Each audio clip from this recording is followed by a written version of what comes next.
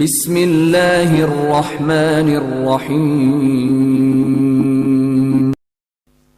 मुसलमान नॉनवेज क्यों खाते हैं? अस्सलाम वालेकुम। आज का हमारा ये टॉपिक बहुत ही इंटरेस्टिंग है। इस पर बहुत देर तक के सेंसिबल और इंटरेस्टिंग डिबेट हो सकती है और होती भी रहती है। नॉनवेज फूड को लेकर अक्सर दुनिया में वेजिटेरियन, वीगन्स, नॉन वेजिटेरियन के बीच काफ़ी डिबेट होती है, लेकिन हमारी कंट्री में ख़ास करके सिर्फ मुसलमानों को कुछ लोग टारगेट करते हैं नॉन वेज फूड का नाम लेकर। आज के इस वीडियो में हम ना सिर्फ नॉन वेज फूड के डिफरेंट पर्सपेक्टिव को डिस्कस करेंगे, बल्कि एक वीगन पर्सन की वीडियो जो कि उन्होंने एक इस्लामिक स्कॉलर की वीडियो पर रिएक्ट किया था, उस रिएक्शन वीडियो पर रिएक्ट करेंगे, जिससे बहुत सारे जो सवाल उठते हैं जो वेजिटेरियंस के मन में, वीगन के मन में, वो क्लियर हो जाएंगे। सबसे पहले देखते हैं इस्लाम खाने पीने के बारे में क्या कहता है। इस्लाम सिर्फ एक रिलीजन ही नहीं, बल्कि एक वे ऑफ लाइफ है कि हमें अपनी ज़िंदगी कैसे गुजारनी है, क्या करना है, क्या नहीं करना है, कैसे करना है, कैसे नहीं करना है। यहाँ तक इस्लाम में पानी पीने का तरीका भी बताया गया है और इसका बहुत एक इंटरेस्टिंग किस्सा मेरे साथ हुआ।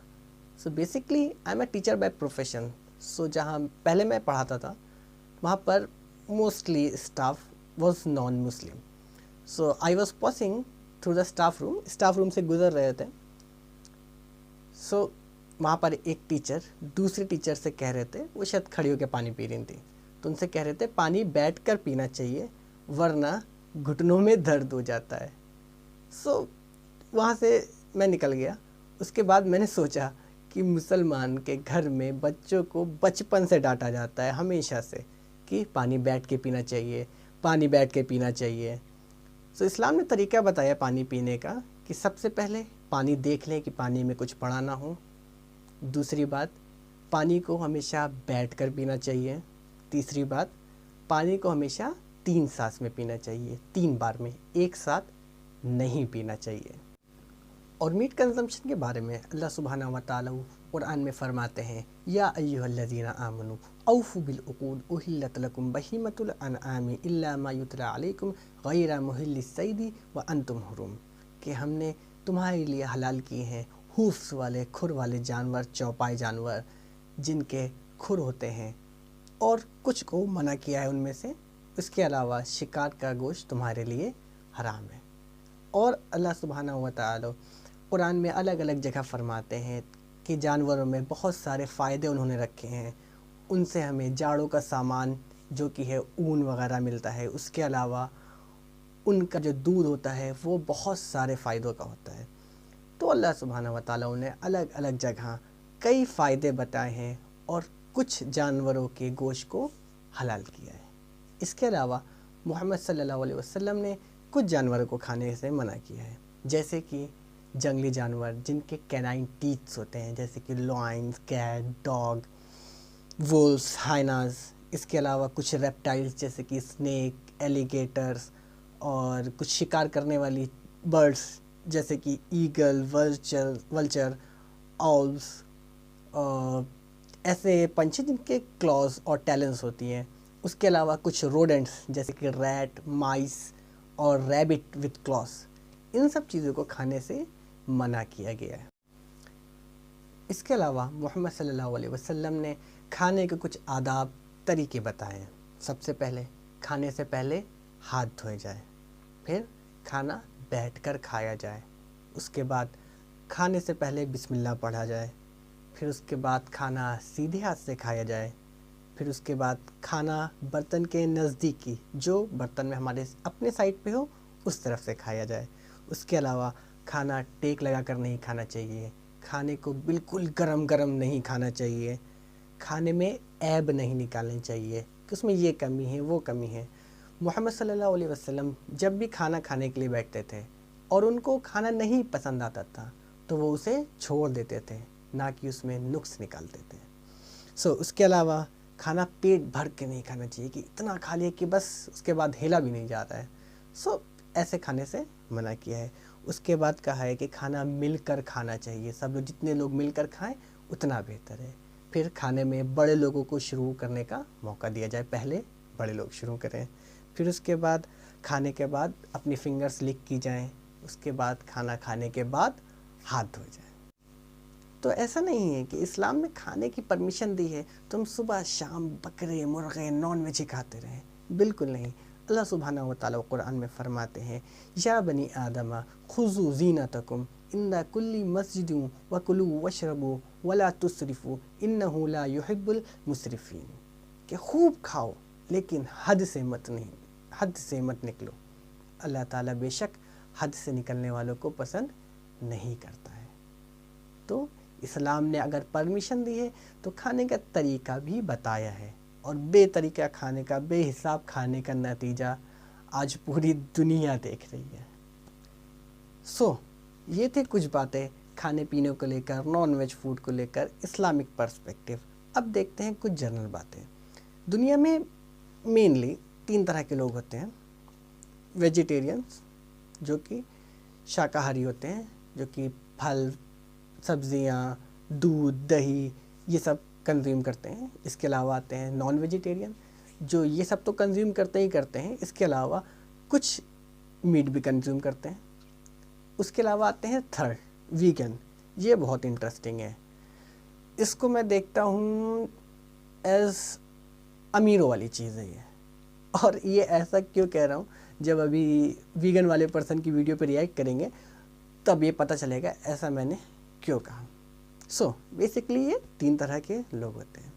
अब देखते हैं क्या इंडिया में सिर्फ मुस्लिम से नॉन वेज फूड कंज्यूम करते हैं।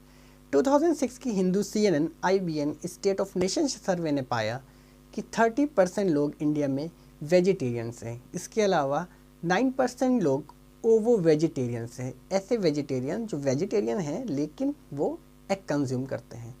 और इस 40% के अलावा 60% लोग इंडिया में नॉन वेजिटेरियंस हैं। इसके बाद 2018 में इकोनॉमिक और political weekly by US based anthropologist Bal Murali Natarajan और India based economist Suraj Jacob ने सजेस्ट किया कि इंडिया में वेजिटेरियंस की परसेंटेज सिर्फ 20% है। Now think of this, India में सिर्फ 14% मुस्लिम्स हैं। इसके अलावा मेजॉरिटी में 80% हिंदूज़ हैं। बचे हुए 6% में आते हैं Sikhs, Jain, Christian, Buddha etcetera. तो कहने का मतलब ये है कि अगर हम सिर्फ इन्हीं डेटा को टैली करते हैं तो पाते हैं इंडिया में ना सिर्फ मुस्लिम बल्कि अगर जैन्स को हटा दें तो सभी धर्मों के मानने वाले नॉन वेज फूड कंज्यूम करते हैं। तो ये सिंपली एक प्रोपोगेंडा है, एक और प्रोपोगेंडा है जो बहुत सारे प्रोपोगेंडा चल रहे हैं अगेंस्ट इस्लाम एंड मुस्लिम्स। उसमें से एक प्रोपोगेंडा है सिर्फ मुस्लिम्स को टारगेट करने के लिए कि ओहो हो मुस्लिम्स नॉन वेज खाते हैं, जी।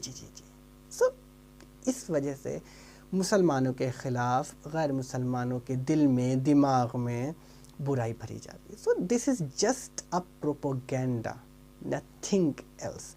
और इसके अलावा अभी यूनिवर्सिटी ऑफ कैम्ब्रिज और बनारस हिंदू यूनिवर्सिटी ने एक रिसर्च के दौरान पाया कि जो हमारी civilisation, Indus valley civilisation start हुई थी, वहाँ पर एक रिसर्च हो रही थी। उसमें जो हमारे एंसेस्टर रहे होंगे वो सारे नॉन वेजिटेरियन से। वहाँ पर जो वेसल्स पाई गई उसमें कैटल मीट के अंश पाए गए।